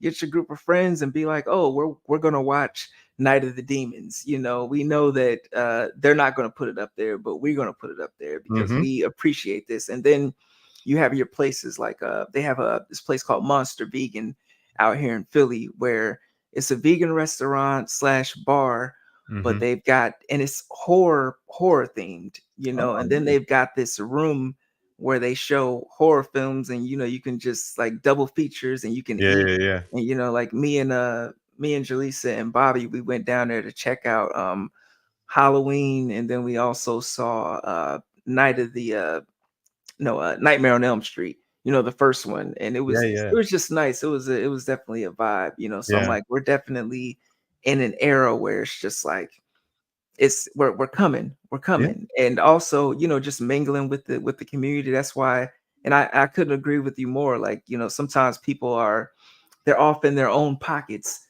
of the internet, and that's why, like, when I do have my discussions, it's always dope when people are like, oh, I've never met you before, nice to meet you. And just start mingling, and they start collaborating, outside. And Mhm. it's just like, yo, this is very dope, and That's then where it's supposed to be. you have dope experiences, like even going to the movies with your online friends, like I saw Scream 6, with a few folks from the horror community, and it was Mhm. just like, man, like this, the power of the internet, the power Yeah, of the internet, yeah. We it's could use definitely. it for good, people. It's Yes. beautiful. Yes, yes, most definitely, most definitely. We got a Cray Dre says yes, more community and experiences, indeed, indeed. Yes, yes. Ooh, Tyrone. Yes, it's definitely top tier. Like if you're ever out in Philly, we definitely gotta go. We definitely gotta Yeah. go. She said, I know it's late, but I agree. No Scream 7. I'm with Yeah. you, bro. I'm with you. Just leave it alone. It's fine the way it is. Fine the way it ended, Yes. whatever the way it ended, but it didn't take away from the fun with it. Listen. I mean, it was fun, but uh, we gotta get the business right. Yeah. Yeah. Don't act like you want to pay this woman now when you didn't want to pay her before. Yeah, Because we yeah, know, because we yeah. know. Sydney ain't Yeah. gonna save you. Yes, yes. Got Mika. Yes, more community and experiences in 2024. Yeah. Yes, yes, Just most to add on to definitely. that, I think meetups too, especially as you get Yes. to know people. Um, Two of the things that I did this year at Panic Fest, I mentioned the Rad Pack. They came in. I mean, Justin is local. He lives here in Kansas City, but Garrett came in from Maine. Mel Yes. came from up north. So it was the first time they met, and then they met me, and we just hung out together all weekend.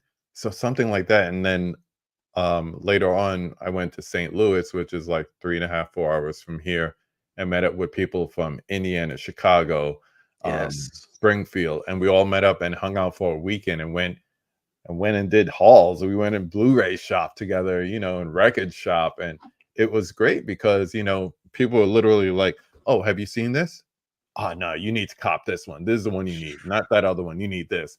And it was like constant things like that, just recommendations. And people brought like extra stuff. It was like, oh, you don't have this, take this, take this, take this. And it was just a great time. And you get to see that most people are exactly the way they present themselves, whether it's on YouTube, Instagram, whatever the case is. Like, I know without meeting Cray Dre, he crazy. Oh yeah, I, Craig. He's we're gonna bring the energy. same energy when we meet. And it's the way I say that spoken word is power, when, not if, Yes. when we meet.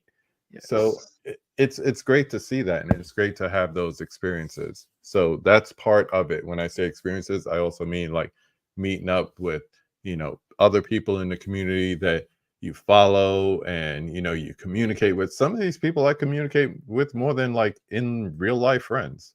I might Yes. call my homie like once a week and text him, but at the same time, I'm hitting up somebody daily on Instagram. So it's nice to make that connection that way as well. Yes, no, I totally agree. I totally agree. We got Dell experiencing older movies with people who are already fans is amazing. I got Hmm. to do this year with The Last Dragon, Five Deadly Venom, and 36 Chamber of Shaolin. Yes, With all music. classics. With All music. That's awesome. all classics. But yeah, I think we definitely need more meetups than just more interaction, because at the end of the day, these are your friends, even if you may not even know it, but this person, this you got more in common with this person than you do with Clark at work. Hmm. Clark at work getting on your nerves, he Yeah. complaining about this, but this Getting person, excited when that new movie coming out. yeah, What you're your like, homie on oh, Instagram is. they're like, oh yeah, because I remember my supervisor, they were like, yeah, that new movie, Tyrone, talk about it. You seen it, talk about They it. do I'm the like, same what are you thing to talking? me. What are I'm you trying to tell talking them, hey, I'm not the only movie fan in here. I'm just the only one y'all looking to. It's like y'all looking at the token here. Don't do that to me. Don't do that. Uh-huh. Uh-huh. Oh, they already know. They got me, they got me, they got me pegged because they know that I'm the horror guy. I'm sending out the horror memes and everything, Hmm. terrorizing the workplace, That's funny. one meme at a time, one meme at a time. I love it. I love it. Yes, yes. Now my next question for you would be: do you have a horror film that you wish you could experience again for the first time?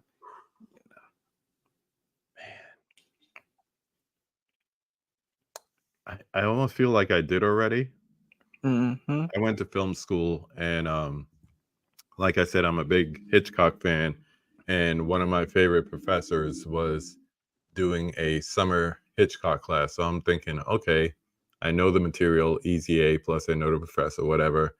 And I was in there with these 18, 19-year-old cats, and I was like, oh man, let at least two of them know some of the movies besides like the biggies. Don't tell me about Psycho. Don't tell me about, North by Northwest or whatever. And if there were 20 people in the class, only two of us had seen Psycho. It's So wild. they said, "Oh, we know there's a shower scene, and the re re re." I was like, "That's all we know." I was like, "Yeah." So he said, "Okay, we're gonna definitely show Psycho after we talk about it and blah blah blah." So I still remember when the shower scene came on. I didn't look at the screen. I went like this, and I just Mm, looked at them because I wanted to experience again for the first time through their eyes. yes. And it was weird because today's audience, many people would say, are desensitized. We've seen bodies chopped in half, we've seen jump scares galore, but there's something about terror that is always unique. Mm, And the whole flight, fright, freeze response when you yes. know you can't go anywhere because you're in a classroom setting, but you're still terrified. they all froze. Like, when people look at something too intensely and their eyes start to tear up, I would say at least half of them were doing that. So they all had this look of like frozen terror, and then afterwards you saw shoulders relax, and you saw. I was like, damn, I missed that. I missed that feeling. I missed that having that for the first time, but I feel like I got a chance to experience it again through them. And Yeah. I'm sure there's other movies, but that experience always comes to mind for me. Always comes to mind. Now I gotta. Now you make me wanna try that out. Like get something that's truly terrifying and truly effective, and just show it to someone who's never seen it before, and just watch their reaction. Don't just watch the movie, but Yeah, watch their reaction. and it don't have to be something old. Break out Terrifier 2 and just let them watch the bedroom scene. When the Yeah. bedroom scene is coming, just turn toward them and just be like, Yeah. I think "Yeah." I haven't done something like that since what was that movie? Bruno. When Bruno came out, like I would take it over.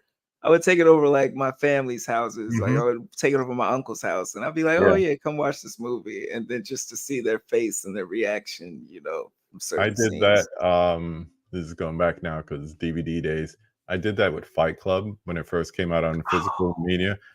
that's At the end, I watched it with my sister-in-law and my best friend, and it was funny because there was a part where something is flashed, and it's kind of like you're watching in a mixed company, so you don't want to say, "I think I saw what I think I saw," yeah. but you don't want you also want it to register in your mind, and they Hmm. both wouldn't say anything. So the credits are rolling, and they're like, they look uncomfortable, and I'm laughing my ass off because I know what happened. And then I was like, "Did y'all see that?"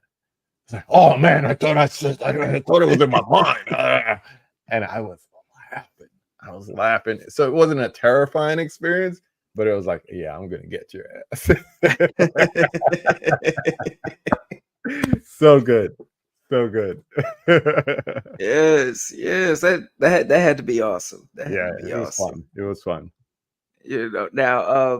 Now for my next question, you mentioned Roger a little bit, Mhm. earlier, and he, of course, top tier final boy, in the genre, but do you have a favorite final girl, or someone who sticks out to you, who you're just like, yo, I'm gonna stick beside her. I'm gonna stick beside It's too easy to say Nancy, so I won't. her. Um, I'm gonna come with a late entry, and this is not really too much of a horror movie, at least in my opinion. It's more action thriller than horror. But Ready or Not, I loved Ready or Not. Loved I don't know what it was. I didn't see it in the theater. It came out physical, and I kind of slept on it for a while. And someone said you should check this out, and I forget the woman's name. She was also it. in Scream in the beginning. Oh, damn. Yeah, Somebody tell her us in the name chat. slipped. Yeah, somebody knows in the chat. Yes. I want to call her Serena, but she don't have the No, T. Samara Weaving. Samara Samara. Weaving. There we go. Yeah. There we go. Boom. Something about the way she carried herself in that movie, and then, the way it ended, I'm like, yeah, I can rock with you. I almost wanted a sequel. Like, let's put her in peril again, just to see Yeah. how she handles herself. So I kind of like her, but if I'm going back, I mean, all the answers sound cliche, man. All of them sound cliche. Yeah. Yeah, Yeah. I'll just leave it with Samara Weaving. I won't pick a classic. Listen, Samara Weaving, what she did in there, it was awesome. And the ending of that movie, I was just like, what? Mhm. Like Mhm. that's what I asked for in the film. Like, sometimes show me something unexpected, so Yeah, I can come out the expect theater and the be like, unexpected. that's why Mhm. I know a lot of people had issues with it, but I still love The Village, M Night Oh, Shyamalan's The Village, okay. because Talk about especially it. because of that twist, twist ending, because I'm watching the film. I have, of course, we've all had expectations, and we're like, okay, this is an M Yeah. Night M. film. Night, We're he's gonna gonna bring a be, twist. yeah, he's gonna bring a twist. It's gonna be, a little kooky or whatever. But I'm watching, I'm like, oh, this is not the movie that I expected it to be. And I went with my dad and my brother, Mhm. and my dad, he was just like, this movie was trash. I'm never seeing it again. And I'm sitting there, I'm in the theater, especially when they revealed the twist. I'm like, you son of a bitch. You Yeah, you son of a got me. bitch. You got me. You You got got me. me. You know, like I cannot. I cannot. That I was can see that. I can see that. My whole thing is, and just going back to Ready or Not, if you build something up to the point that my logical mind says, okay, so they're using a trope that we know is not true, but then it ends up being true. It's like, oh man, okay, okay, you got me. even what's that, 10 Cloverfield Lane, because we all saw Cloverfield, and I'm like, I love okay, it's gonna Cloverfield. be an alien film. Then I'm Hmm. watching and I'm like, maybe not. Yeah. And then like the whole movie, I'm going back and forth. And then when the reveal at the end, I was just like, okay, I like what y'all did there. Hmm. Played with my emotions, tugging Hmm. me back and forth because I'm second guessing. I'm like, whoa, maybe this, it's something else. I sat there hating that movie.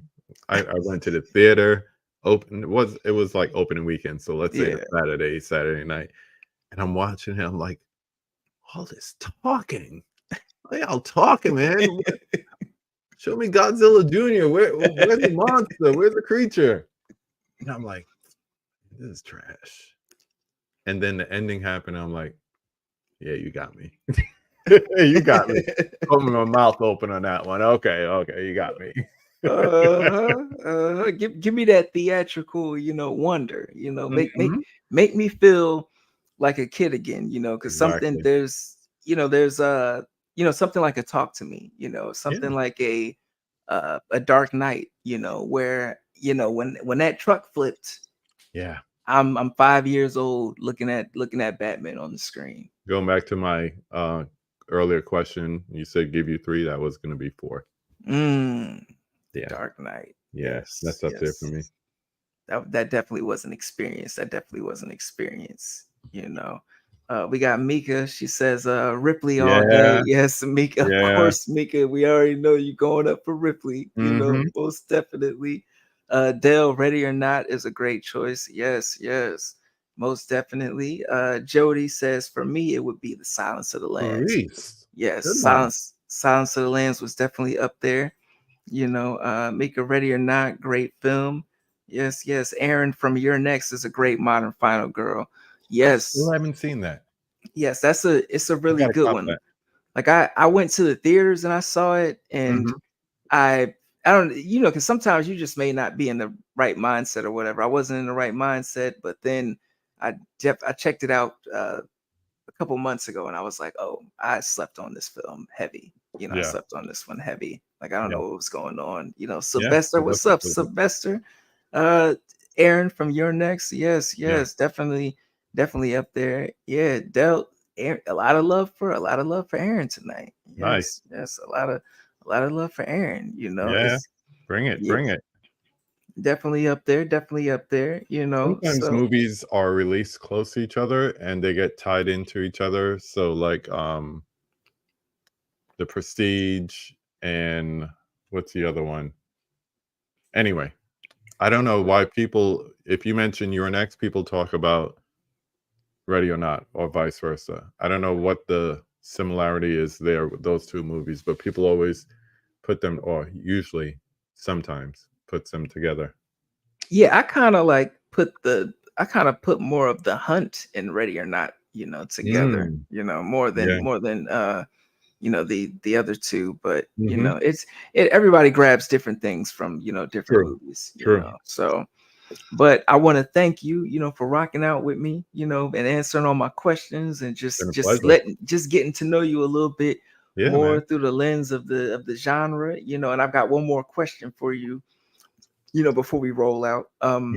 It's going to be, if you could be a creature or a monster or a entity or a demon, ghost, spirit, whatever, uh, one of your favorite characters for 24 hours, Yeah.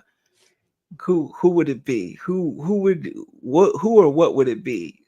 Spooky wise, who or what would it be for 24 hours?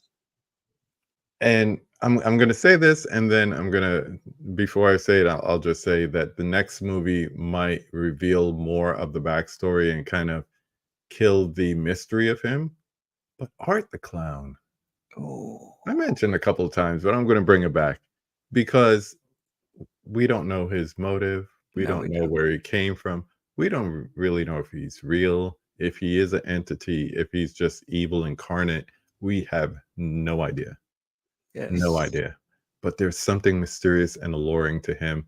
And if I could just walk that out for 24 hours, kind of sounds sick, but that would be interesting. I just want to sit in a pizzeria and see what happens from there.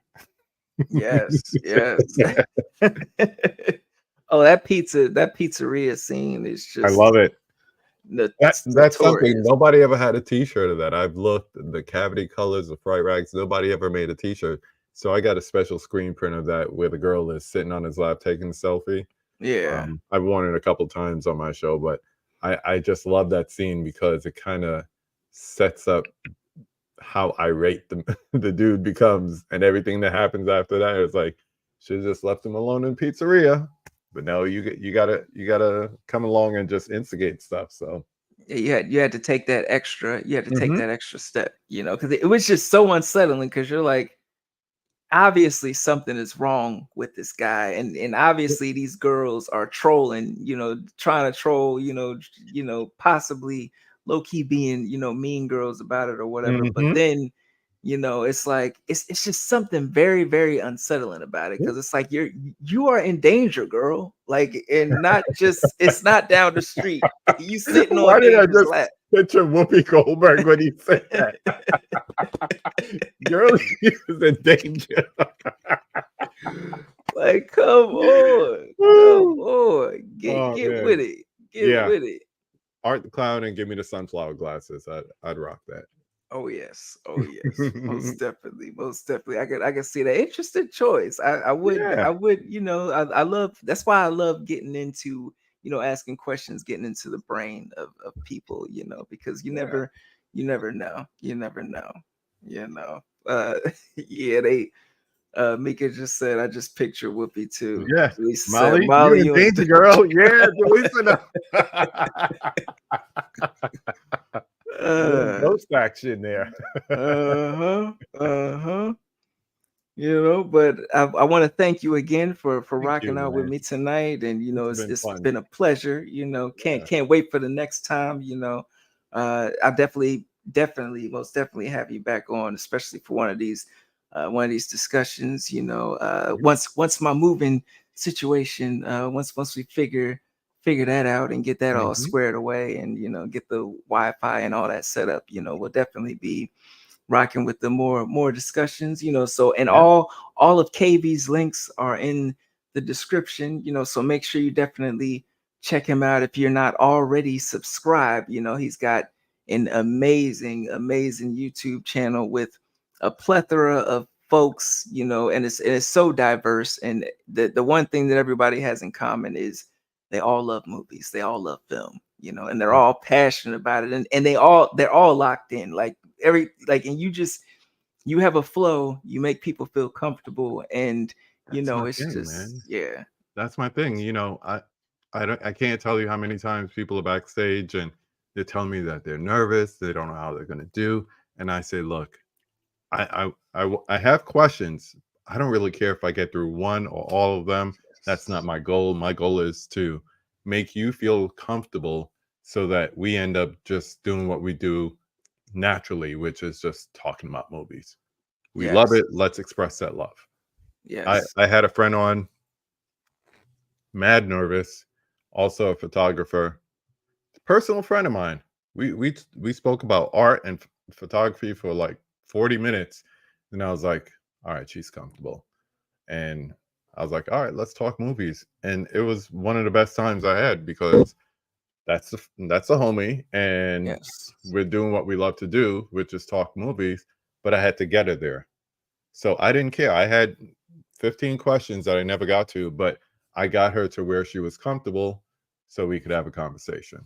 That's what it's all about. And you do a great job too, man. Like I said, I be Thank you. working. I be checking you out.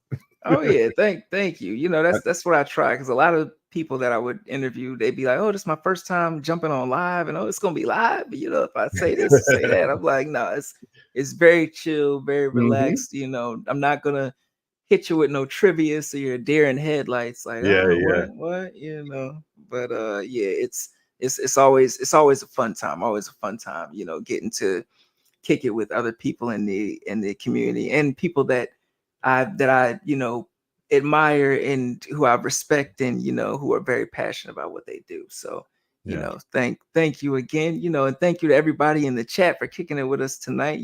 Craig Dre showing love tonight. Mika, thanks for stopping by. Jaleesa Taylor in the building. Thank you for stopping by. Sylvester Barzy, thank you for stopping by. The King, Dell in the building. Thanks for Brother stopping Dell. by. Yes, Jody, thank you for stopping by. All the love. Holland Oates. I love the I love the name every time I see it. I love the name. It's definitely up there. We had a Polo. Thank you for stopping by. Dice, was in the building a little earlier. Thanks for stopping by. Germs, if I missed you, my apologies. Send it's all love. It's all love. But until next time, that's been another episode of Evil Live. And we out of here as always. It's peace, love, and horror, folks. And we are out of here. Peace out. Watch